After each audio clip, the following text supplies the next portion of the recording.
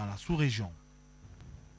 Le Cameroun, Afrique en miniature, est et demeure un grand carrefour de rencontres et d'échanges.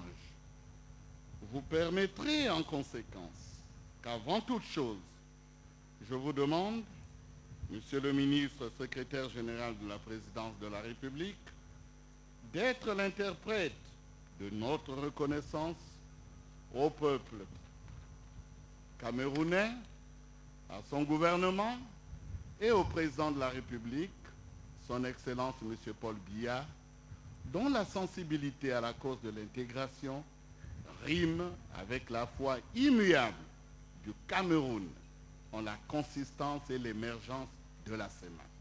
Pour le ministre secrétaire général de la présidence de la République, Ferdinand Ngongo, représentant personnel du chef de l'État à cette cérémonie de lancement officiel, cet heureux événement participe de la volonté de notre pays de mettre en œuvre toutes les directives de la CEMAC en vue d'une libre circulation intégrale des personnes et des biens. En ce jour, notre pays, et à travers lui, la CEMAC tout entière, fait un pas de plus vers l'intégration ardemment souhaitée par les dirigeants et les peuples de la communauté. L'avenir de la CEMAC est une préoccupation et un motif d'engagement constant pour les chefs d'État de la sous-région. Et la cérémonie de ce jour participe de la réalisation de ce vivre ensemble que nous appelons de tous nos voeux.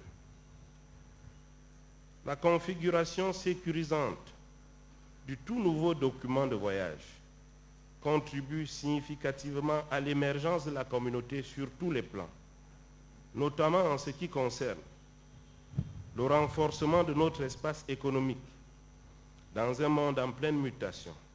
Passé la cérémonie de lancement officielle, les officiels présents à la cérémonie seront conviés à visiter les locaux du centre de production des nouveaux documents de voyage, dont la capacité de production journalière est estimée à 1300 passeports par jour contre 600 dans l'ancien système.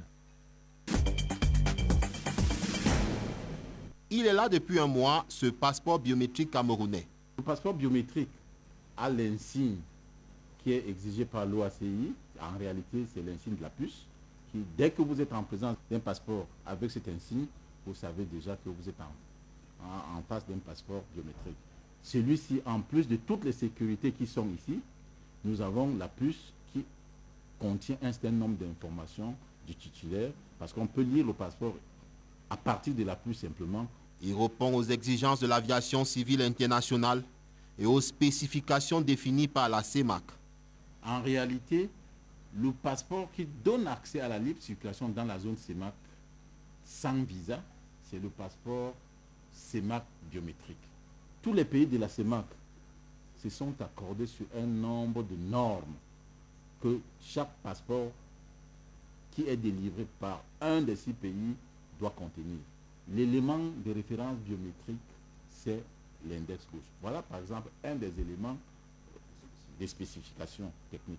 C'est à Yaoundé qu'il est fabriqué avec un matériel de pointe qui devrait logiquement lever tout discrédit sur les documents officiels camerounais. Bon à savoir, les anciens passeports restent valables jusqu'à l'expiration de leur délai de validité. Monsieur Adolphe Lawson, monsieur le secrétaire exécutif du Conseil consultatif de l'Union africaine sur la corruption, parlons un petit peu de l'état de la corruption en Afrique. Comment est-ce que vous décririez le phénomène? C'est un phénomène qui avance, c'est un phénomène qu'on a réussi à contenir, ou c'est un phénomène à plusieurs têtes, qui réapparaît à gauche quand on l'a abattu à droite? Le problème de corruption est très... est ce qu'on peut appeler multiforme. Vous le combattez sur un terrain, il réapparaît sous une autre forme sur un autre terrain. Bon, je crois que, globalement, on peut dire que la corruption n'a pas reculé sur le continent, n'a pas reculé, et les raisons sont simples. C'est-à-dire que nous sommes toujours au stade de législation, de conception, de concevoir des stratégies de lutte contre la corruption, mais la mise en œuvre pratique n'est pas effective. Bon, non, enfin, c'est certain, ce n'est pas forcément à cause d'une mauvaise volonté, mais c'est parce que les ressources ne sont pas mises en œuvre. Les ressources humaines, les compétences n'existent pas toujours, et puis les ressources financières allouées aux organismes de lutte contre la corruption ne sont pas suffisantes. Est-ce qu'on ne peut pas en déduire que la lutte contre la corruption, malgré tout ce qu'on dit en Afrique, n'est pas une priorité? En fait, la lutte n'est pas une priorité, c'est possible qu'on puisse l'expliquer en ce sens. Mais il y a une relation entre le niveau de démocratisation et la qualité de la lutte contre la corruption. Bon. Aujourd'hui, il y a plus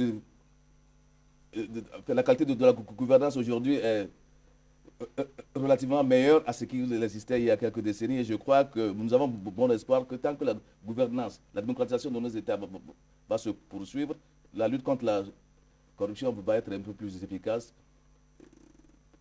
puisque la corruption